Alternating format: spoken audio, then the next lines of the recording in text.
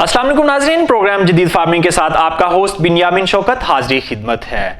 नाज़रीन, ऐसा क्यों है कि पाकिस्तान में रकबे के लिहाज से जहांगीर तरीन जितने हज़ारों नहीं लाखों जागीरदार होंगे, मगर तरीन जैसा जदीद किसान कोई भी नहीं? इसी सवाल का जवाब आज हम आपको देंगे। अगर आप किसान हैं तो यकीनन आपका ख्वाब होगा कि आप जहांगीर तरीन जैसा फार्म चलाएं और दुनिया भर में लोग आपको पहचानें, आपकी ज़रिए मसनूआत दुनिया भर में एक्सपोर्ट हो और आपका शुमार भी बड़े फार्मर्स में हो। हुकूमती सतह पर कोई ज़रिए पॉलिसी बने तो आपका इसमें कलीदी किरदार हो। ये थोड़ा मुश्किल हो सकता है, मगर यकीन जानिए ये नामुमकिन नहीं है। हम आपको बताएंगे कि जहांगीर तरीन एक आम इंसान से पाकिस्तान का मायानाज किसान कैसे बना। पाकिस्तान कुदरती वसाइल से माला माल मुल्क है। कुदरत ने पाकिस्तान को बेशुमार नेमतों से नवाजा है। मौसमों की बात की जाए तो -50 से लेकर 50 डिग्री तक का मौसम, दुनिया का सबसे बड़ा नहरी निजाम, जरखेज जमीन, जरी टेक्नोलॉजी, मेहनत कश किसान और दीगर बहुत से अवामिल अहमियत के हामिल हैं। बस जरा स्मार्ट वर्किंग की जरूरत है, आप भी कुदरत की इन नेमतों से मुस्तफीद हो सकते हैं। तो नाज़रीन, आज हम आपको काश्तकारी के चंद आसान असूल बताएंगे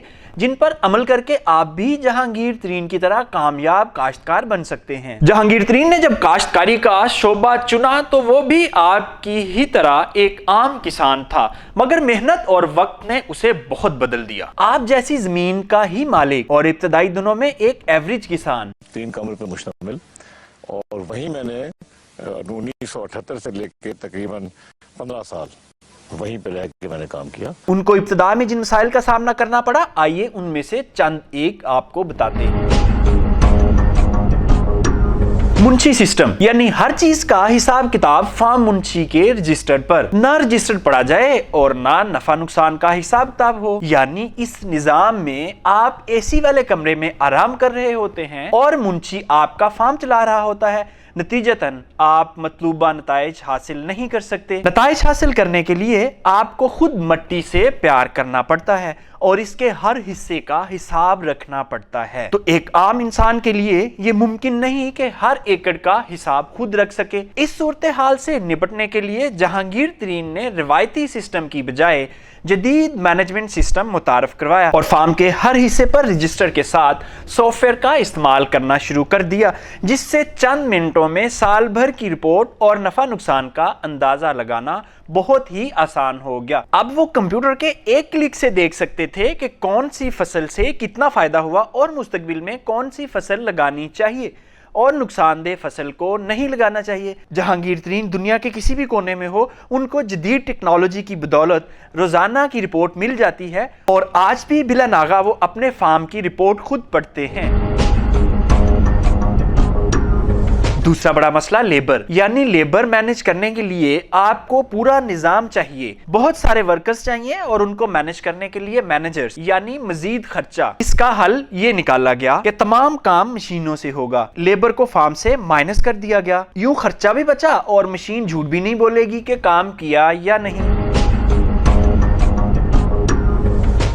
अब रहा मसला फार्म की निगरानी का, तो यहाँ भी टेक्नोलॉजी बेहतरीन मुतबादल के तौर पर इस्तेमाल हुई। फार्म की निगरानी के लिए स्टिल कैमरे और ड्रोन कैमरों का इस्तेमाल किया गया। यूं कमरे में बैठे जहांगीर तरीन या उनकी टीम किसी भी एकड़ के किसी भी कॉर्नर से फसल के हालात देख सकते हैं और यहाँ तक कि कैमरा ये भी बता देता है कि जमीन में पानी कब और कितना लगना है और किस फसल को कितनी और कब खाद की जरूरत है। यानी सब कुछ कैमरे से मैनेज हो रहा है। जो भाई काश्तकारी करते हैं उनको मालूम होगा कि ह्यूमन रिसोर्स यानी काम करने वाले लोग किसी भी फार्म की कामयाबी या नाकामी में अहम किरदार अदा करते हैं। शुरू में जहांगीर तरीन के फार्म पर भी इसी तरह के मसाइल देखने को मिले, मगर बाद में उन्होंने फैसला किया कि अब स्टाफ सिर्फ मेड एट तरीन फार्म ही होगा, यानी पढ़े लिखे लोगों को ट्रेनिंग फार्म पर दी जाएगी और पढ़े लिखे नौजवान फार्म चलाएंगे। उन्होंने अपनी टीम में एग्रीकल्चर यूनिवर्सिटी के फारिग तलबा तलबात को लाने का फैसला किया। नौजवान नस्ल में जदीद फार्मिंग की लगन पैदा की और जरी ग्रेजुएट्स अपने शोबे यानी काश्तकारी से प्यार करने लगे। इस तरह बेरोजगार पढ़े लिखे नौजवानों को रोजगार मिला और रिटर्न में तरीन फार्म को बहुत ज्यादा मुनाफा भी। अच्छे लोग, काम करने वाले लोग, मेरिट पे चूज किए हुए लोग जो है ना, वो آپ کا بہت بڑا اثاثہ ہوتا ہے. میرے پاس جو اب لوگ ہیں جو یہ سارے فارم اب یہ سب کچھ چلاتے ہیں, اس میں سے میری انپوٹ اب میرے خیال ہے دن میں 15 منٹ سے آدھا گھنٹہ سے زیادہ نہیں ہوتی. پھر لوگ سمجھتے ہیں میں کامیاب ہو گیا ہوں. اس طرح پاکستان میں ہی جدید فارمنگ کے لیے لوگ ٹرین ہو گئے. مقامی لوگوں کو ٹریننگ بین الاقوامی ماہرین سے دلوائی گئی جو اپنی فیلڈ میں اعلیٰ مہارت رکھتے تھے. ٹرین سٹاف کو ادارے کے ساتھ منسلک رکھنا بھی ایک مسئلہ تھا جس کے حل کے لیے فارم کو اس قدر دلکش بنایا گیا کہ لوگ وہاں سے جانا ہی نہیں چاہتے تھے. یعنی فارم میں سوئمنگ پول بنایا گیا, سٹاف کو تمام بنیادی سہولتیں دی گئیں, تنخواہیں اچھی دی گئیں اور ان کی ہر ضرورت کا خیال رکھا گیا. اس طرح سٹاف میں لوائلٹی پیدا کی گئی اور سٹاف دیگر فارم پر کام کرنے کی بجائے ترین فارم پر کام کرنے کو ترجیح دینے لگے. اپنے فارم کو میکنائز کرنے کے لیے ترین صاحب نے مختلف ممالک کے دورے کیے اور وہاں سے جدید مشینری پاکستان لائے اور اس کو آپریٹ کرنے کے لیے مکینک بھی ساتھ لے کر آئے تاکہ زیادہ سے زیادہ کام مشینوں سے ہی کیا جا سکے. فارم پلاننگ کے دوران ان کا زیادہ وقت آسٹریلیا اور دیگر زرعی ممالک میں گزرا جہاں وہ مختلف کسانوں سے ملے اور پاکستان میں اس شعبے کو بہتر بنانے کے لیے تگ و دو کرتے رہے. زیادہ دودھ دینے والے جانور امپورٹ کیے گئے. لائف سٹاک فارم میں سبز چارے کی بجائے سائلج کھلانا شروع کیا گیا. انٹیگریٹڈ فارمنگ کی بنیاد رکھی گئی. دیگر فصلوں کے ساتھ پھلوں کے باغات بھی لگائے گئے. پانی کے نظام کو سمارٹ طریقے سے مینج کیا گیا. سال میں 2 فصلوں کی بجائے 3 سے 4 فصلیں لی گئیں. اس طرح زمین کا بہترین استعمال کیا گیا. جہانگیر ترین نے آسٹریلیا کے ریسرچرز کو پاکستان بلایا اور جدید فارمنگ کے لیے انفراسٹرکچر کی تعمیر کی. کھیتوں میں فصلوں کے لیے جدید بیج کا استعمال شروع کیا اور دوسرے کاشتکاروں کی نسبت 4 گنا زیادہ پیداوار حاصل کی. کٹائی کے لیے جدید ترین مشینری کا استعمال کیا گیا. رقبے کے ساتھ موجود بنجر زمینوں کی خریداری کا کام بھی ساتھ ساتھ چلتا رہا اور ان بنجر زمینوں کو ترین کی ماہر ٹیم نے کاشت کے قابل بنا دیا اور یوں بنجر رقبہ زرخیز رقبے میں تبدیل ہو گیا. کہا جاتا ہے کہ جو کام آپ خود کر سکتے ہیں وہی کسی دوسرے سے اچھے طریقے سے کروا سکتے ہیں. جہانگیر ترین نے جدید فارمنگ کو پہلے خود سیکھا. اس مقصد کے لیے وہ دنیا کے مختلف کونوں میں گئے جہاں انہوں نے مختلف کورسز کیے. فارمنگ کو خود عملی طور پر سیکھا اور کیا اور پھر انہوں نے اپنے ملازمین کو بھی سکھایا. انہوں نے اپنی ایک سٹیٹمنٹ میں بتایا کہ جب وہ آسٹریلیا گئے تو انہوں نے دیکھا کہ وہاں کے کسان بہت ہی محنتی ہیں اور انہیں حکومت کی طرف سے بہت بڑی سبسڈیز نہیں ملتی مگر وہ کسان خوشحال ہیں. انہیں اپنی محنت سے ہی کامیابی حاصل کرنا پڑتی ہے. آج اس زمین میں باغ لگا ہوا ہے آموں کا.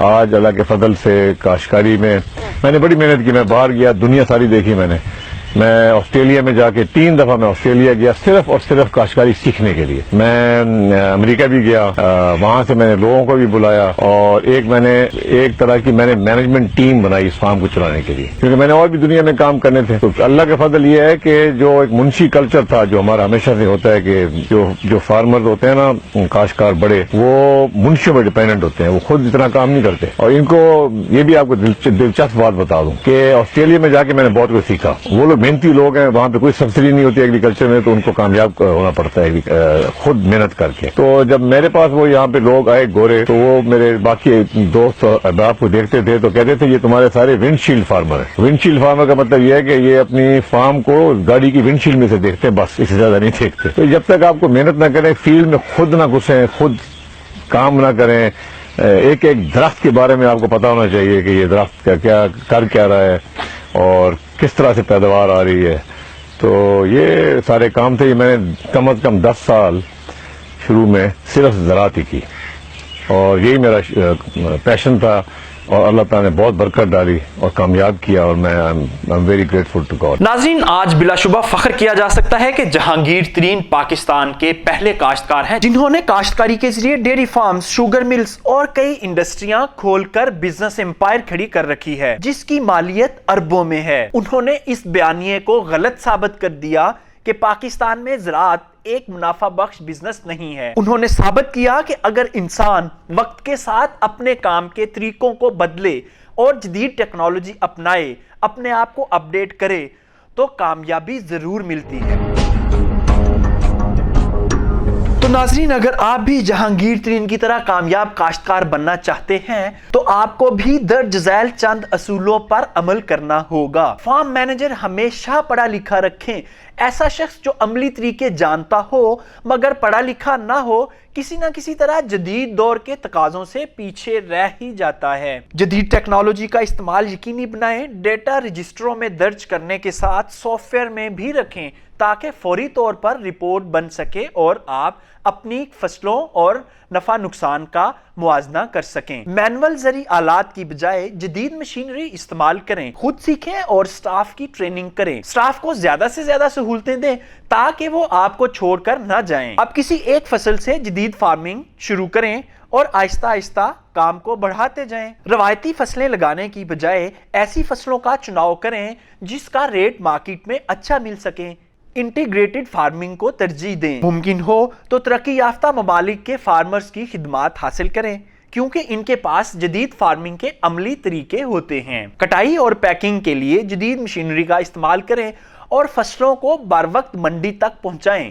پاکستان میں تقریباً آدھی زرعی مصنوعات منڈی تک پہنچانے میں ہی خراب ہو جاتی ہیں۔ انہیں خراب ہونے سے بچانا ہی اصل منافع ہے۔ زمین کو زرعی ادویات اور کھاد دینے سے پہلے زمین کا کیمیائی ٹیسٹ کروائیں، یعنی مٹی اور پانی کا تجزیہ کروائیں اور ماہرین کی تجویز کردہ مطلوبہ کھاد اور دوائی ہی استعمال کریں۔ لیزر مشینوں کے ذریعے زمین کو لیول کریں۔ فارم پر ملازمین کے لیے اچھی رہائش کا بندوبست کریں اور انہیں بہترین سہولیات فراہم کریں۔ فارم پر کام کرنے والے ملازمین سے روزانہ کی بنیاد پر لازمی رپورٹ حاصل کریں کہ انہوں نے آج کیا کیا۔ ناظرین، یہ تھی کامیاب کاشتکار کی داستان اور کامیابی کے چند رہنما اصول جن پر عمل کر کے یقیناً آپ بھی جہانگیر ترین کی طرح ایک کامیاب کاشتکار بن سکتے ہیں۔ جی ناظرین، کامیابی ایک خواب ہوتی ہے جو محنت کے بعد حقیقت کا روپ دھار لیتی ہے۔ آج آپ نے دیکھا ایک کامیاب کاشتکار کی داستان اور کامیاب کاشتکاری کے رہنما اصول جن پر عمل کر کے آپ بھی یقیناً جہانگیر ترین جیسے کامیاب کاشتکار بن سکتے ہیں۔ اپنے میزبان بنیامین شوکت کو اجازت دیجیے۔ خدا حافظ۔